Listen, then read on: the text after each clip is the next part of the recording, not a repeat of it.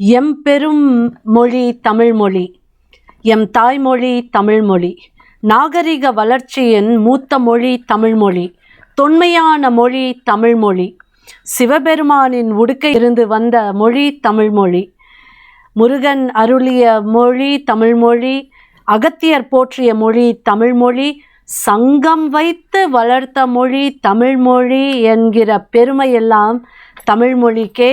தமிழன்னைக்கு வணக்கம். தமிழ்மொழி அப்படின்னு சொல்லியாச்சுனாலே இலக்கியம் அப்படிங்கிறது ரொம்ப முக்கியமான ஒரு விஷயம்.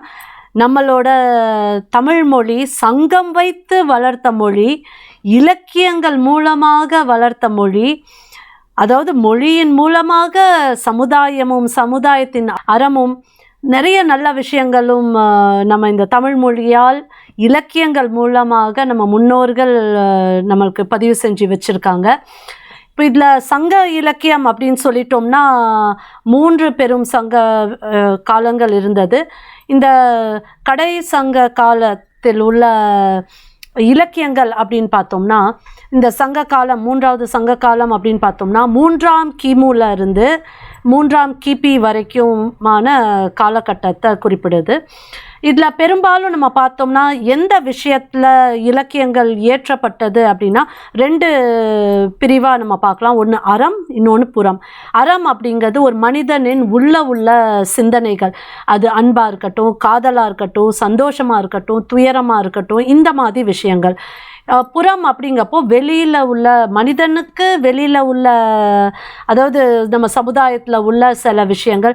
அது இயற்கையாக இருக்கலாம், போராக இருக்கலாம், வீரமாக இருக்கலாம். இந்த மாதிரி விஷயங்களை குறிப்பிடுறது தான் நம்மளோட சங்க இலக்கியங்களோட சப்ஜெக்ட் மேட்டர் அப்படின்ட்டு நம்ம சொல்லலாம். இப்போ இந்த சங்க இலக்கியங்களில் உள்ள முக்கியமான நூல்கள் அப்படின்னு பார்த்தாச்சுன்னா, தொன்மையான நூல் அப்படின்னு பார்த்தாச்சுன்னா தொல்காப்பியம். தொல்காப்பியம் இருக்குது. அப்புறம் நம்மளுக்கு இந்த 8 தொகை. 8 தொகைங்கிறது 2381 சிறிய பாடல்களை தொகுப்பு 8 தொகுப்புகளாக வெளிவந்தது தான் இந்த 8 தொகை. அடுத்தது 10 பாட்டு. இது 10 பெரிய பெரிய பாடல்கள் அப்படின்ட்டு நம்ம சொல்லலாம். இது யாரை பற்றி சொல்கிறாங்க அப்படின்னா, இந்த சிற்றரசர்கள், குறுநில மன்னர்கள், அரசர்கள், பேரரசர்கள், இவங்களை பற்றி பாடுற பாடல்கள் தான் 10 பாட்டில் காணலாம் அதிகமாக. அதுக்கப்புறம் 11 கீழ்கணக்கு. இது 18 தொகுப்புகள் இல்லாட்டி படைப்புகள்ன்ட்டு சொல்லலாம். எதை பற்றி அப்படின்னா அறத்தை பற்றி, எது நல்லது கெட்டதுன்னு எடுத்து காட்டுற வகையில், அப்புறம் தர்மத்தை பற்றி, இதெல்லாம் நம்ம இந்த 11 கீழ்கணக்கில் நம்ம காணலாம். அதுக்கப்புறம் நம்மளுக்கு 5 பெரும் காப்பியங்கள் இருக்குது. சிலப்பதிகாரம், மணிமேகலை, சீவக சிந்தாமணி, குண்டலகேசி, வளையாபதி, இதெல்லாம். இதில் இந்த சிலப்பதிகாரமும் மணிமேகலையும் இரட்டை காப்பியங்கள் என்று கூறப்படும் காப்பியங்கள் இது. இப்போ இந்த காப்பியங்கள் அப்படின்ட்டு இந்த 5 பெரும் காப்பியங்கள் வர்ற இந்த காலத்தில் தான் இந்த சிலப்பதிகாரம், மணிமேகலை எல்லாம் நம்ம பார்த்தோம்னா அந்த நேரத்தில் உள்ள சமுதாய நிலைமையை பற்றி நம்மளுக்கு தெரிய வருது. அதாவது இது எப்போ அப்படின்னா, சில காலத்தில் சில மாற்றங்கள், சமுதாயத்தில் மாற்றங்கள் ஏற்படுறப்போ, இந்த மத மாற்றம் அப்படின்ட்டு ஏற்படுறப்போ உள்ள சில சமுதாய ரீதியான விஷயங்களை நாம் இதில் காணலாம். இப்போது ஒரு உதாரணமாக இந்த சிலப்பதிகாரம், மணிமேகலை எடுத்துட்டோம்னா, சிலப்பதிகாரம் காப்பியத்தை இயற்றியவர் இளங்கோவடிகள். இவர் சேர நாட்டு இளவரசனாக இருந்தவர். ஆனால் அவர் சமண மதத்தை தழுவி சென்றார். அப்போது இந்த சிலப்பதிகாரத்தில், ஆனால் நீங்கள் இந்த சிலப்பதிகாரத்தில் பார்க்குறது என்னென்னா, இந்து சமய அந்த அமைப்புகள் தான் நம்ம தமிழகத்தில் இருந்த அந்த குறிப்புகளை தான் நாம் நிறைய காண்றோம். அதாவது அந்த சமுதாயத்தில் அந்த மத மாற்றம் ஏற்பட்டாலும் அங்கே இருந்த அடிப்படையான விஷயங்கள் எல்லாமே அந்த ஹிந்து சமயம் சார்ந்தது அப்படிங்கிறது தான் நம்மளுக்கு இந்த காப்பியம் மூலமாக தெரியுது. அடுத்தது மணிமேகலை அப்படின்ட்டு வர்றப்போ என்னன்னா, சீத்தலை சாத்தனார் இவர் இயற்றியது தான் மணிமேகலை. மணிமேகலை கதாபாத்திரம் மணிமேகலையோட பயணம் பௌத்த மதத்தை நோக்கி போகுது அப்படின்னு நம்ம இதில் பார்க்குறோம். அப்போ கண்ணகி அப்படின்னு எடுத்துட்டோம்னா சிலப்பதிகாரத்தின் முக்கியமான கதாபாத்திரம். இந்த கண்ணகியோட சிலையை செய்கிறதுக்கு, உருவ சிலையை செய்கிறதுக்கு இளங்கோவடிகளோட சகோதரரான சேரன் செங்குட்டவன் எங்கேருந்து கல்லை எடுத்துகிட்டு வராரு அப்படின்னா, இமயமலையிலேருந்து கல்லை எடுத்துகிட்டு வந்து கண்ணகி உருவ சிலையை வந்து செதுக்கிறதுக்கான கொண்டுட்டு வராரு அப்படிங்கிறதும் நம்ம வந்து நிறைய இடத்துல பார்க்குறோம். சரி, இப்போ வந்து சமுதாய ரீதியில் நம்மளுக்கு இந்த மாற்றத்தை ஏற்படுறதுக்கு முன்னாடி, இதெல்லாம் நம்ம பார்க்குறதுக்கு முன்னாடி பக்தி இலக்கியம் அப்படிங்கிறது எதுக்காக தேவைப்பட்டுச்சு, எதுக்காக சமுதாயத்தில் இந்த பக்தி இலக்கியம் தேவை, அந்த இலக்கியம் எதுக்காக பக்தியை அடிப்படையாக கொண்டு இருக்க வேண்டும் அப்படின்லாம் நம்ம பார்க்குறதுக்கு முன்னாடி சில விஷயங்களை நம்ம பார்க்க வேண்டியதாக இருக்கும்.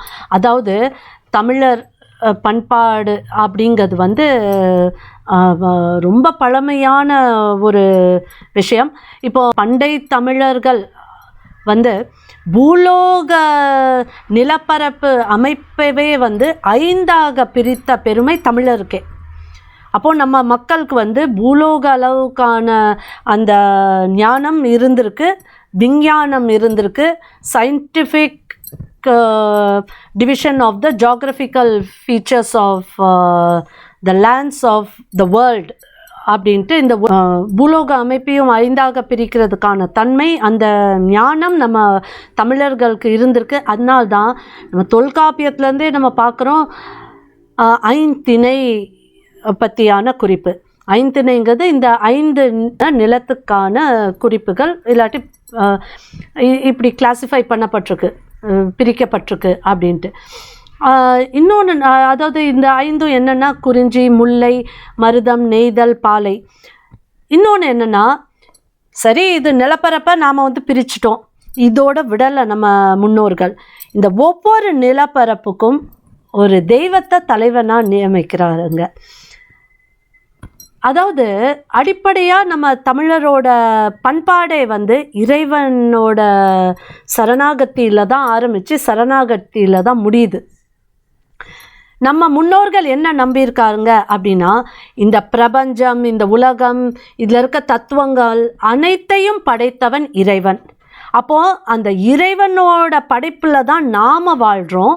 அப்போது நம்மளோட ஒவ்வொரு செயலும் ஒவ்வொரு சிந்தனையும் அந்த இறைவன் காட்டின அந்த அறத்தின் அடிப்படையில் தான் இருக்கணும். நம்ம செய்கிற ஒவ்வொரு செயலும் நம்மளோட ஒவ்வொரு சிந்தனையும் அந்த இறைவனுக்கே அர்ப்பணிக்கணும்.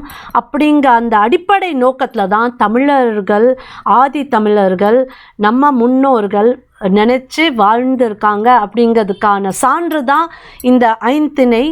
பூலோக அமைப்பவே வந்து 5ஆக பிரித்து 5 வகையாக பிரித்து அந்த 5 வகையும் ஒவ்வொரு தெய்வத்துக்கும் அர்ப்பணிச்சிருக்காங்க. அதுதான் வந்து நம்ம முன்னோர்களோட பெருந்தன்மை அப்படின்ட்டு.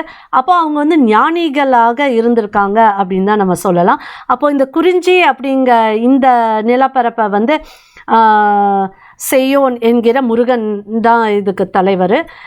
முல்லை நிலத்தோட தலைவர் மாயோன் திருமால், மருத நிலத்தோட தலைவர் இந்திரன், நெய்தலோட தலைவர் வருணன், அதே மாதிரி பாலையோட தலைவி கொற்றவை அப்படின்ட்டு. சரி, இப்போ வந்து சமுதாய ரீதியில் சில கேள்விகள்லாம் நிறைய எழும்புது. அதுக்கான விடைகள் நம்மளோட சங்க இலக்கியங்களில் இருந்தே நாம் காணலாம். இப்போ வந்து சிலர் வந்து சொல்லுவாங்க, இந்த ஐந்திணையில் வந்து முருகன், திருமால், இந்திரன், வருணன், கொற்றவை தான் சொல்லியிருக்கு, ஆனால் நீங்கள் இன்னும் நிறைய சாமியெல்லாம் கும்பிடுறீங்களே அப்படின்னு கேள்விகள் கேட்டாங்கன்னா அதுக்கான விடையும் இருக்குது.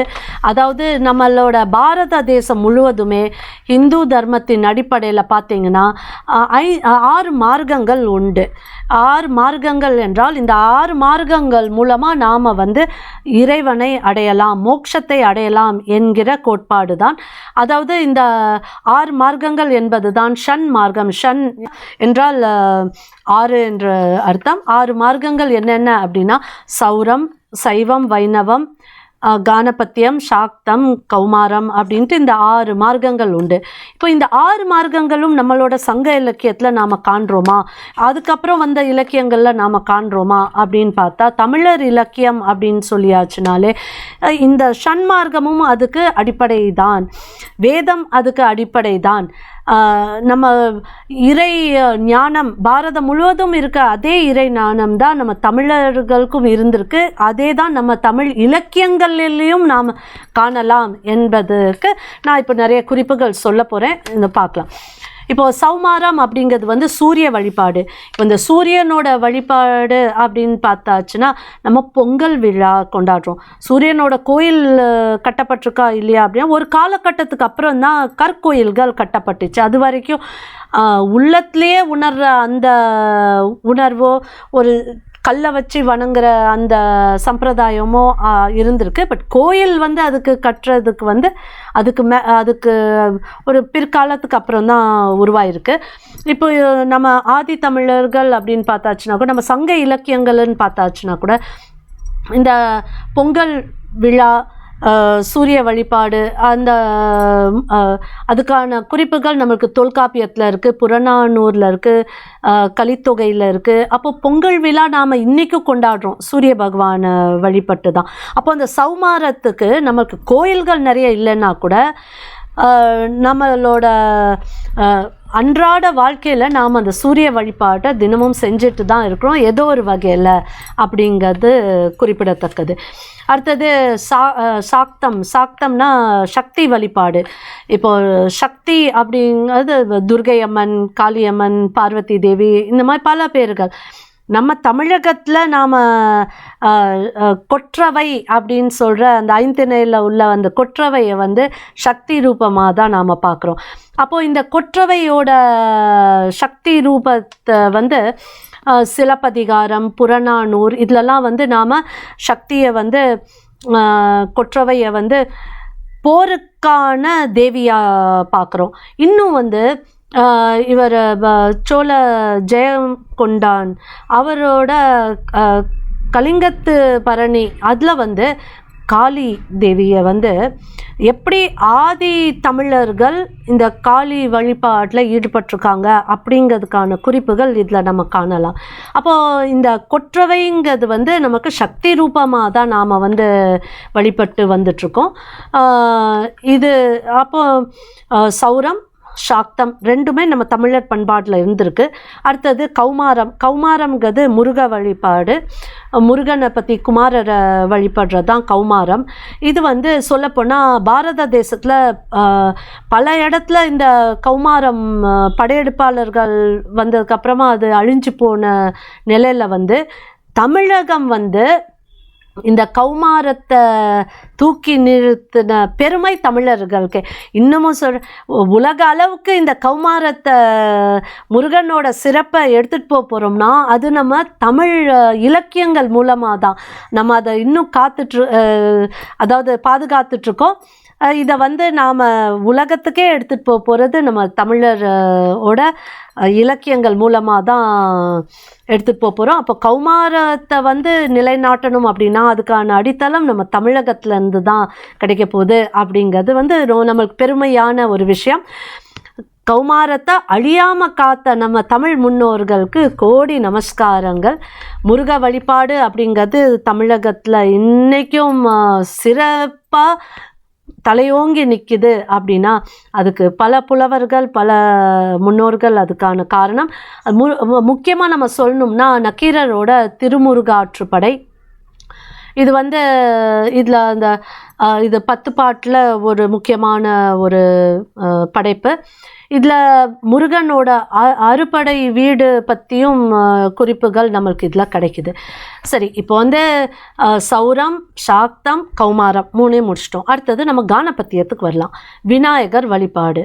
விநாயகர் வழிபாடு வந்து தமிழர் பழக்கம் கிடையாது அப்படின்னு சிலர் குற்றச்சாட்டு வச்சாங்கன்னா நம்ம சங்க இலக்கியங்களில் பின்னிமுகன் அப்படிங்கிற குறிப்பு நம்மளுக்கு இருக்குது.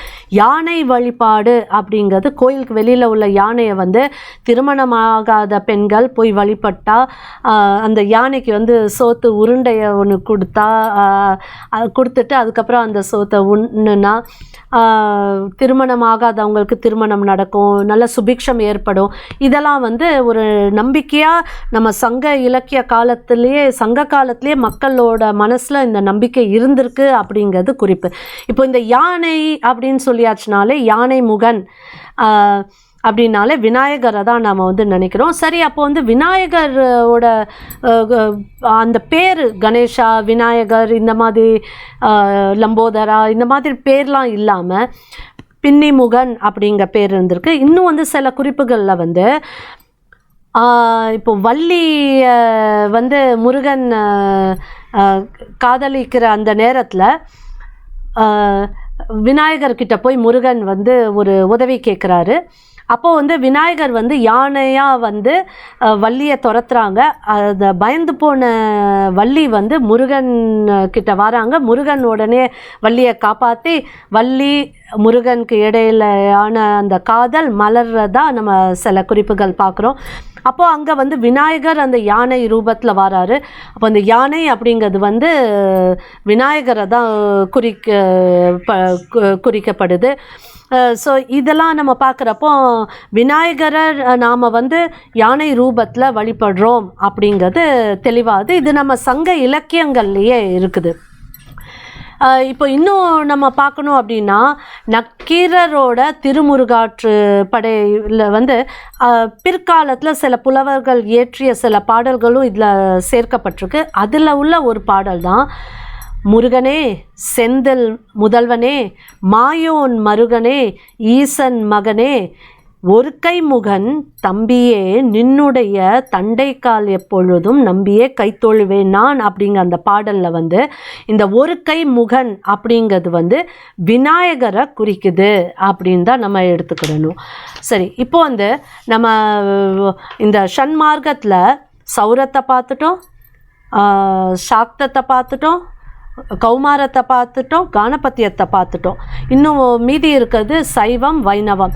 இதுவும் நம்ம தமிழர் வழிபாட்டில் இருந்த முக்கியமானது. ஆனால் இதோட குறிப்புகள் நம்ம இன்னும் ஒரு சின்ன வரலாறை பார்த்ததுக்கப்புறமா பின்னாடி இது வரலாம். ஆக மொத்தத்தில் இந்த ஷண்மார்க்கங்கிறது பாரத தேசம் முழுவதும் நம்பிக்கைக்குரிய இந்த 6 மார்க்கங்களும் தமிழகத்தின் மார்க்கமாக கூட இருந்திருக்கு அப்படிங்கிறதான் நம்மளோட இலக்கியங்கள் எடுத்து காட்டுது, சான்றோடு எடுத்து காட்டுது. சரி, இப்போ வந்து எல்லா இடத்துலையும் வந்து ஒரு சமுதாயம், ஒரு நிலைமை, ஒரு வீட்லேயோ சமுதாயத்துலையோ நல்ல விஷயங்கள் நடக்கிறப்போ திடீர்னு ஒரு வில்லனோட ஒரு என்ட்ரி ஆகும். அந்த மாதிரி தான் களப்பிரார்களோட என்ட்ரி தமிழகத்தில் இருக்குது. அந்த சங்க காலம் முடிஞ்சது எதுனால அப்படின்னா இந்த களப்பிரார்களோட வருகையில் தான் அந்த சங்க காலம் முடியுது. அப்போ இந்த 3ஆம் நூற்றாண்டுலேருந்து 5ஆம் நூற்றாண்டு வரைக்கும் கிட்டத்தட்ட ஒரு 300 ஆண்டுகள் இருண்ட காலம், தமிழகத்தின் இருண்ட காலம் என்று கூறப்படும் காலம். இதை வந்து கலிகாலம்ட்டு சொல்லுவாங்க. ஏன்னா இந்த காலத்தில் வந்து 2 விஷயங்கள். ஒன்று வந்து நம்மளுக்கு எதுவும் பெருசாக இந்த 300 ஆண்டுகளில் என்ன நடந்துச்சுங்க எந்த பதிவும் நம்மளுக்கு கிடைக்கல. அப்போல இல்லை, அதுக்கு முன்னாடிலாம் நமக்கு நிறைய இலக்கியங்கள்லாம் வந்து படைப்புகள்லாம் வந்து அந்தந்த காலகட்டத்தோட பல அந்த ஹிஸ்டாரிக்கல் சோர்ஸ் மூலமாக வரலாற்று பதிவுகள்லாம் நம்மளுக்கு கிடைக்குது. ஆனால் இந்த 300 ஆண்டுகளில் அவ்வளோவா எதுவுமே கிடைக்கல. இவங்க இந்த களப்பிரார்கள் எங்கேருந்து வராங்க அப்படின்னா வேங்கடமலை, அதாவது இன்றைக்கி திருப்பதி மலைக்கு வடக்கே அந்த சைட்லேருந்து வந்தவர்கள் அப்படிங்கிற சில குறிப்புகள் இருக்குது. இவங்க வர்றப்போவே வந்து இந்த பௌத்த மதம் சமண மதத்தெல்லாம் கொண்டுட்டு வந்து இங்கே இருக்கிற வைணவ சைவத்துக்கு எதிராக அந்த மதங்களை கொண்டுட்டு வந்ததாகவும் சில குறிப்புகள் இருக்குது. அது மட்டும் இல்லாமல் நம்மளோட கோயில்கள் வழிபாட்டு முறைகள் எல்லாம் நிறைய மாற்று இருக்காங்க அப்படிங்கிறதும் சில நாயன்மார்களோட கதை மூலமாக நம்மளுக்கு வாழ்க்கை வரலாறு மூலமாக நமக்கு தெரிய வருது. அந்தணர்கள் பலரை வந்து அங்கேருந்து விரட்டி விட்டுருக்க அந்த சம்பவமும் தெரியுது. ஆக மொத்தத்தில் மக்களோட இயல்பான அந்த வாழ்வியல் முறை வந்து சில மாறுதல் அடைந்து தமிழர் மக்கள் வந்து சில துயரத்தில் ஆழ்ந்து இருந்த சில குறிப்புகளும் நம்மளுக்கு கிடைக்குது. அப்போ களப்பிரர்களோட ஆட்சி வந்து அவ்வளோ செம்மையான ஆட்சின்னு நம்ம சொல்ல முடியாது. எப்படி நம்ம பல்லவர்கள், சோழர்கள், பாண்டியர்கள், சேரர்கள்லாம் ஆட்சி செஞ்சப்போ மக்கள் நல்லா இருந்துச்சு, அவங்களுக்குள்ள போட்டி இருந்துச்சு, நீயா நானா, நான் அரசன் நீ அரசன், ஆனால் மக்களுக்கு எந்த பாதிப்பும் வரல. ஆனால் இந்த களப்பிரர்கள் காலத்தில் மக்கள் துயரத்தில் இருந்ததா சில குறிப்புகள் கூறப்படுது. அதாவது செம்மையான ஆட்சி கிடையாது அப்படிங்கிறது தெரிய வருது. இதில் சில குறிப்புகள் சொல்லணும் அப்படின்னு சொல்லியாச்சுன்னா, இப்போ இந்த களப்பிரர்களில் ஒரு அரசர் இருந்தார் அச்சுத்தன் அப்படின்ட்டு. அவர் இந்த உறையூரில் போய் இந்த சோழர்களோட மணிமகுடத்தை எடுத்துகிட்டு வராரு. எடுத்துகிட்டு வந்து எங்கே வராரு? தில்லைக்கு வராரு. இன்னைக்குள்ள சிதம்பரம் சொல்கிறோம்ல, தில்லைக்கு வராரு. தில்லையில் உள்ள அந்தணர்கள் கிட்ட கொடுத்து எனக்கு இந்த மணிமகுடத்தை சூட்டி விடுங்க அப்படிங்கிறாங்க. அங்கே உள்ள அந்த தில்லை அந்தணர்கள், இல்லை இது சோழர்களோட மணிமகுடம், நாங்கள் உங்களுக்கு சூட்ட மாட்டோம் அப்படின்னு சொல்லிட்டு, இதனால் இந்த அரசர் எப்படி பழி வாங்குவார் அப்படிங்கிற எண்ணத்தில் அங்கே உள்ள அந்தணர்கள் இதை மணிமகுடத்தை அவருக்கு சூட்டுறதை மறுத்ததினால் அவங்க அங்கேருந்து இடம்பெயர்ந்து சேர நாட்டுக்கு போனதாக சில குறிப்புகள்லாம் காணப்படுது. ஸோ இந்த மாதிரி இந்த சமுதாயத்தில் நடந்த சில விஷயங்கள், சில குறிப்புகள் தான் பிற்காலத்தில் வந்தவங்க பதிவு செய்கிறாங்க. ஆக மொத்தத்தில் அந்த காலத்தில் வந்து எதுவும் பெருசாக நம்மளுக்கு வந்து சான்றுகள் கிடைக்கல. இன்னொன்று என்ன கிடைக்குது அப்படின்னா, சமய ரீதியாக முதல்ல பௌத்த மதம் வருது, அப்புறம் சமண மதம் வருது. ஸோ இந்த மாதிரியான விஷயங்கள் வந்து இந்த களப்பிரர்கள் காலத்தில் ஏற்பட்டிருக்கு அப்படிங்கிறதுக்கானதும் கிடைக்குது. அதே நேரத்தில் அதுக்கு வந்த பிற்காலத்தில் இந்த சமண மதத்துக்கும் பௌத்த மதத்துக்கும் மதம் மாறிய நம்மளோட சைவர்கள், வைணவர்கள் மீண்டும் தாய் மதத்துக்கு திரும்பின இந்த சம்பவங்களும் சில இடத்துல குறிப்புகள் காணப்படுது. இந்த களப்பிரர்கள் காலம் முடிஞ்சது எப்படி அப்படின்னா, தொடர்ந்து நம்மளோட பாண்டியர்கள், பல்லவர்கள், சோழர்கள் இவங்களாம் வந்து எதிர்த்துக்கிட்டே இருந்தாங்க.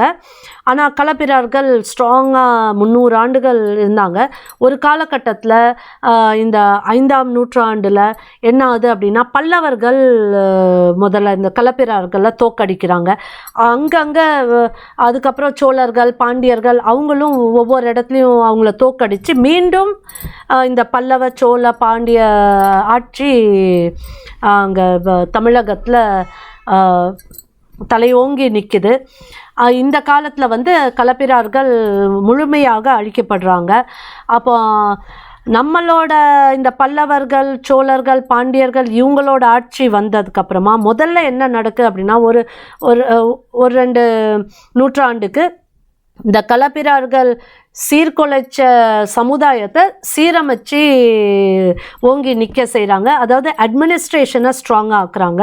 அவங்களுக்குள்ள உள்ள எப்பவும் போல் உள்ள போர் அது பற்றி கவலை இல்லை. ஏன்னா அரசர்கள் நீயா நானான்ட்டு சண்டை போடுறாப்புல மக்களுக்கு வந்து நல்லதை தான் அவங்க எல்லாருமே செஞ்சாங்க. மக்களுக்கு எந்த பாதிப்பும் இல்லை, இந்த பல்லவர்கள், சோழர்கள், பாண்டியர்கள். அதனால் மக்கள் அடிப்படையில் நம்ம பார்த்தோம்னா இந்த 200 வருஷம், கிட்டத்தட்ட 150லேருந்து 200 வருஷம் சமுதாயத்தையும் ஆட்சியையும் சீரமைக்கிறதுக்காக அவங்க செலவழித்தாங்க. இந்த காலகட்டத்துக்குள்ளே என்ன ஆச்சு அப்படின்னா, நம்மளோட அரசர்களுக்கு சில சிந்தனைகள் வர ஆரம்பிச்சு. குறிப்பாக சோழ மன்னர்களுக்கு என்ன அப்படின்னா, பக்தியின் அடிப்படையில் தான் நம்மளோட ஆட்சியும் அரசாட்சியும் சமுதாயமும் இயங்கி கொண்டிருப்பது நம்மளோட தமிழரோட நம்பிக்கை. அப்போது அந்த இறைவனோட நம்பிக்கை இந்த களப்பிரர்கள் வந்து அதுக்கப்புறம் நம்ம வந்து அதை சீரமைக்கிறதுல சிந்தனையில் இருந்ததில் பக்தி மக்கள்கிட்ட இருந்து குறைஞ்சி போயிட்டோ அப்படிங்கிற அந்த எண்ணத்தில் பக்தி இலக்கியத்துக்கு முக்கியத்துவத்தை கொடுக்க ஆரம்பித்தாங்க நம்மளோட மன்னர்கள்.